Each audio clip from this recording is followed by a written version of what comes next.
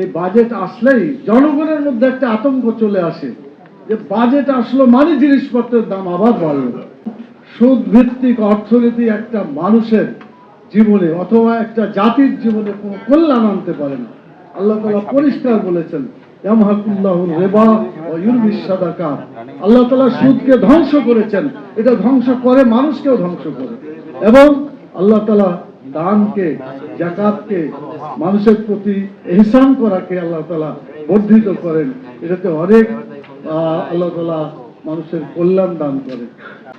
Budget আসে, budget যায়। আমার জীবনে অনেক বাজেট 1986 সাল থেকে কোনোটাই ছিলাম আর কোনোটা দেখেছি। বাজেট অধিবেশনগুলো অনেক দেখা, চরিত্রগত তেমন কোনো পার্থক্য নাই, যে কথাগুলো অনেকেই বলেছেন। একই সিস্টেমে চলে আসছে, গদ বাঁধাভাবে বাজেট, গরিব মারার বাজেট ইত্যাদি সবগুলো স্লোগান আমরা দিয়েছি, কিন্তু বাজেটের কোনো পরিবর্তন হয় না। বাজেটের পরিবর্তন হতে পারে যদি আমরা বাস্তবে যেসব টাকাগুলো উপার্জন করে এটা যদি হালাল হয়। কোনো হারাম টাকাতে বাজেট করলে পরে সেখানে কোনো বরকত হতে পারে না। সেজন্য আমাদের উপার্জন হতে হবে হালাল। ব্যক্তি উপার্জন যেমন হতে হবে হালাল, জাতীয় উপার্জন হতে হবে হালাল।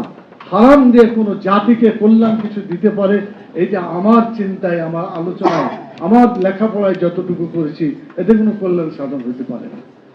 2 নম্বর যে কথাটা আমি বলতে চাই সেটা হলো যে বাজেট আসবে, এই বাজেট আসলেই জনগণের মধ্যে একটা আতঙ্ক চলে আসে যে বাজেট আসলো মানে জিনিসপত্রের দাম আবার বাড়লো। এমনি দাম বাড়ে, অনেক তেলের কারণে অনেক বেড়ে গেছে। পেট্রোলের দাম, বিভিন্ন তেলের দাম বোধহয় 20 টাকা করে গড়ে বেড়েই গেছে। আবার বাজেট আসছে, মানুষ মনে করবে যে আরো বোধহয় কিছু বাড়তে যাচ্ছে। ওই যে একটা কথা আছে না, ইংরেজরা দেশে আসলে একটা ছড়া ছিল না, বর্গি এলো দেশে, তারপরে কি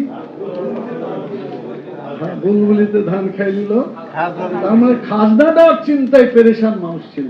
আজকে বাজেট আসা মানেই জনগণ দ্রব্যমূল্য বৃদ্ধির কারণে পেরেশান হয়ে যাচ্ছে।